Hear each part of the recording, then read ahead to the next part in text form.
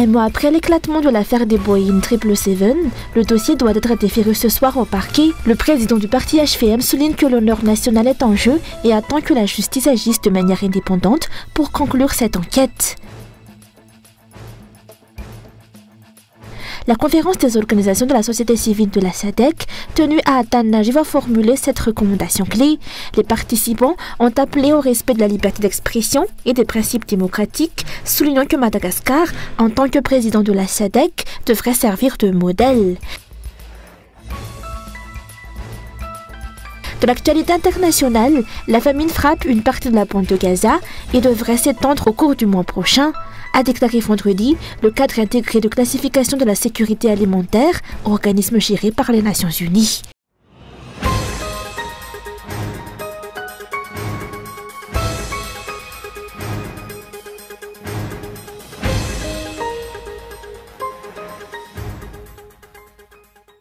Un mois après l'éclatement de l'affaire des Boeing 777, le dossier devrait être déféré ce soir au parquet auprès du PAC, sauf changement de dernière minute. Selon les informations, 17 personnes sont actuellement en détention provisoire à l'École nationale supérieure de la police d'Ivatu. Outre celles déjà mentionnées dans nos précédentes éditions, 11 personnes liées à Oudan ont été ajoutées à la liste, ainsi que des gardiens et des gardes du corps. L'honneur national est en jeu dans cette affaire. Il ne devrait plus exister de dossier dont l'enquête est ouverte, mais dont on ne voit jamais la conclusion, a déclaré le président du parti HVM. On attend désormais de voir si la justice pourra agir de manière indépendante.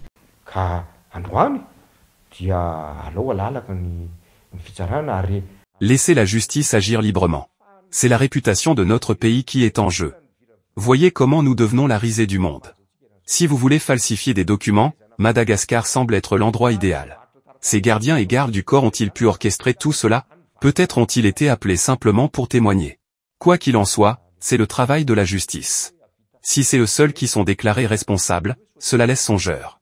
C'est une affaire d'une trop grande envergure, et j'espère qu'elle ne s'arrêtera pas là, comme tant d'autres avant elle.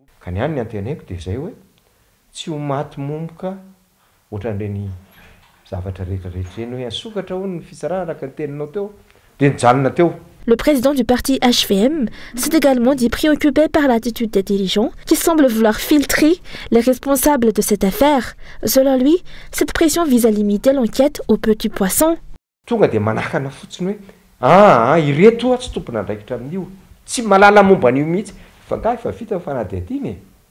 On affirme que telle ou telle personne n'est pas impliquée, qu'elle n'a rien entendu. Mais l'enquête est-elle vraiment terminée? Pourquoi écarter immédiatement des suspects? Toutes les procédures sont-elles clôturées? Ce sont les pressions exercées par les autorités pour que l'enquête ne remonte pas aux responsables et s'arrête à 2 ou 3 personnes. J'appelle les autorités judiciaires à considérer que tous les hauts responsables peuvent être suspects. Le dossier va remonter au parquet, et on voit parmi les impliqués des gardiens, comment aurait-il pu orchestrer tout cela seul?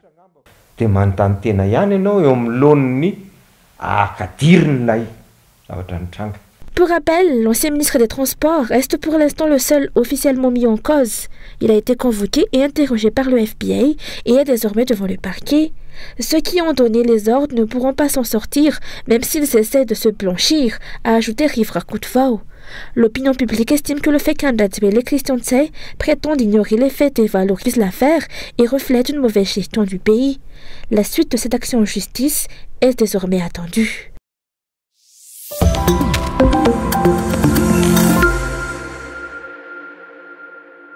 Cette recommandation clé ont été émergées de la conférence des organisations de la société civile de la SADC qui s'est tenue à Atananarivo du 18 août jusqu'à aujourd'hui. Le thème de l'éducation a été central. Les participations demandent une réforme des systèmes et programmes éducatifs dans les pays membres de la SADC afin d'améliorer la qualité de l'enseignement et de garantir l'accès à l'éducation pour tous les enfants, en particulier dans le respect de l'égalité des sexes. Une stratégie doit également être mise en place pour offrir aux jeunes une véritable plateforme leur permettant de participer aux responsabilités et aux décisions politiques. La conférence a insisté sur l'importance d'une politique énergétique solide afin de stimuler la production dans la région. Les OSC de la SADC a également dénoncé les problèmes persistants de liberté d'expression dans tous les pays membres. Selon eux, ces restrictions fragilisent la gouvernance et le développement. Ils exigent donc le respect des principes démocratiques dans les 16 pays membres. Madagascar, en tant que président de la SADC cette année, devrait servir de modèle en matière de respect de ces principes.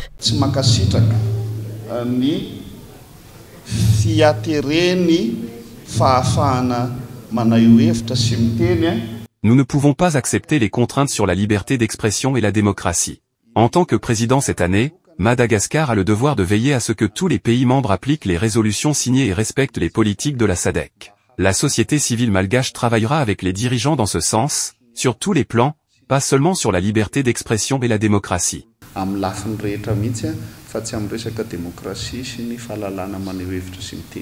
La conférence a également insisté sur la priorité à accorder au secteur du commerce afin que tous les acteurs puissent en tirer des bénéfices équitables. Elle a appelé à une gestion impartiale et durable de l'approvisionnement en eau, élément vital pour les populations, et a rejeté toute discrimination ou exclusion fondée sur le genre, affirmant que hommes et femmes doivent bénéficier des mêmes protections sociales et économiques.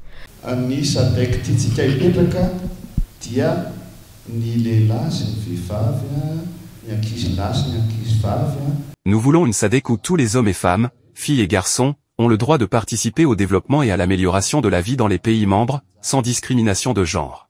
Cela doit se traduire dans tous les secteurs, commerce, éducation, santé et plus largement dans la vie quotidienne.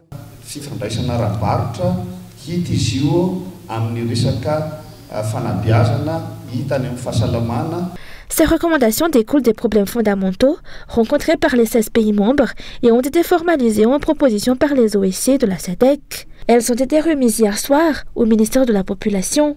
Il revient désormais aux dirigeants de la SADC de décider de leur mise en œuvre.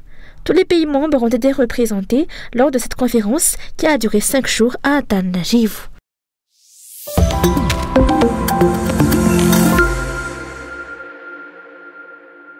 Le député du district de Betouk, dans la province de Touliage, a aujourd'hui tiré la sonnette d'alarme concernant le projet de pipeline dans le sud. Andadzwil avait assuré que ce projet était déjà opérationnel.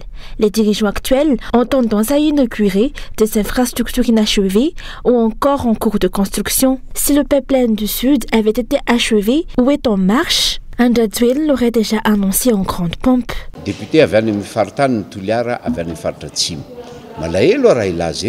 Je suis député de la province de Touliar, dans le sud. Je suis attristé de rappeler que, lors du débat de la dernière présidentielle, le président actuel avait déclaré que le pipeline du sud était opérationnel et un originaire de la région avait même été appelé à témoigner. Monsieur le Président, je vous mets au défi d'aller constater cela sur place avec moi, car à Mboumbé, je n'ai vu ni pipeline, ni une seule goutte d'eau.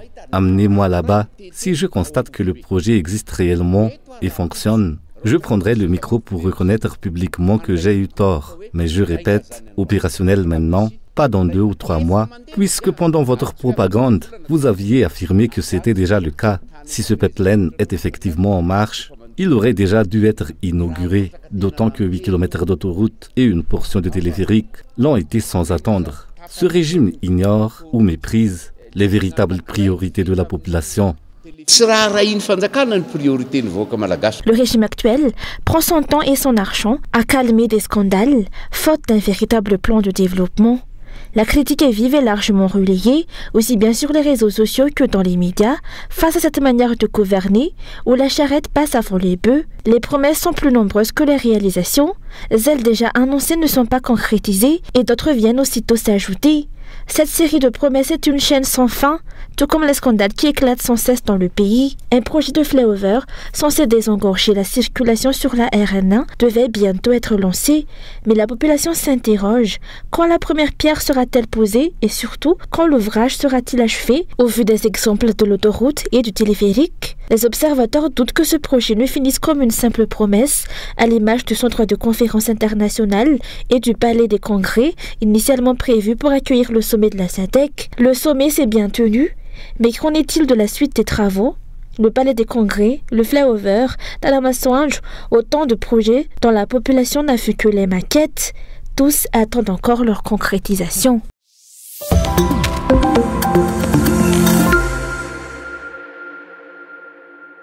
Céline Ratirak est décédée ce vendredi 22 août 2025 dans la matinée, à l'âge de 87 ans, à l'hôpital militaire de Swavnandjin, après quelques mois de traitement. Elle était l'épouse du feu amiral Didier Ratirak, président de la République de 1975 à 1993 et de 1997 à 2002, décédée le 28 mars 2021. De son nom de naissance, Céline Martha Velunzar, elle était la fille de Pascal Velunzar, parlementaire à l'époque coloniale et fondateur du PADESM, également député dans les années 1940-1950. Céline Ratirak a grandi dans un environnement marqué par la politique et les affaires nationales. Éduquée et engagée dès ses années d'études, elle s'est distinguée par son sens des responsabilités et son leadership.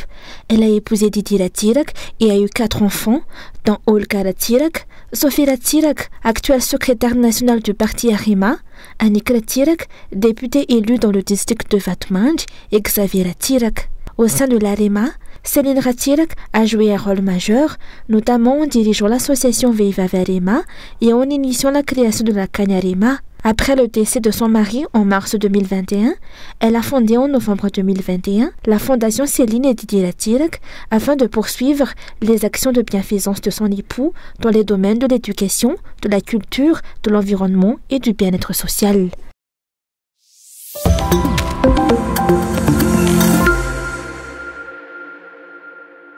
À Madagascar, des cas de mères porteuses ou de grossesse pour autrui ont commencé à être identifiés. Des femmes portant un enfant pour une autre personne qui l'adoptera après la naissance en contrepartie d'une compensation. Bien que cette pratique soit interdite par la loi malgache, on en retrouve des annonces et des sollicitations sur les réseaux sociaux.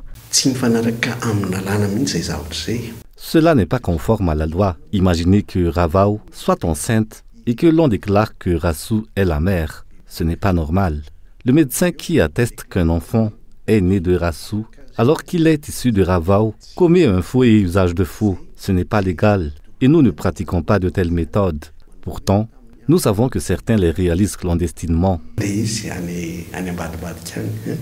Les problèmes de santé féminin, tels qu'une malformation de l'utérus, comptent parmi les raisons qui poussent certains couples à recourir à une mère porteuse en utilisant des spermatozoïdes de l'homme. La compensation accordée à la femme qui porte la grossesse dépend de l'entente entre les 3 parties.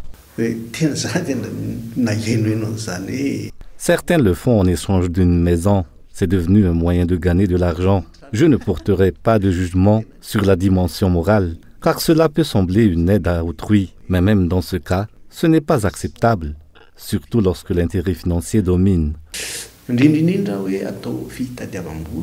Il y a les mères porteuses, celles qui abandonnent leur enfant à l'adoption pour diverses raisons, celles qui choisissent d'adopter et celles qui recourent à l'avortement clandestin. Il y a celles qui cherchent désespérément à avoir un enfant sans y parvenir et celles qui ont une grossesse non désirée, se retrouvant alors en difficulté. Ce sont là des réalités présentes dans la société, aussi bien à Madagascar qu'à l'étranger. Mais pour Madagascar en particulier, il est impératif que toutes les mesures nécessaires soient prises face à de telles infractions.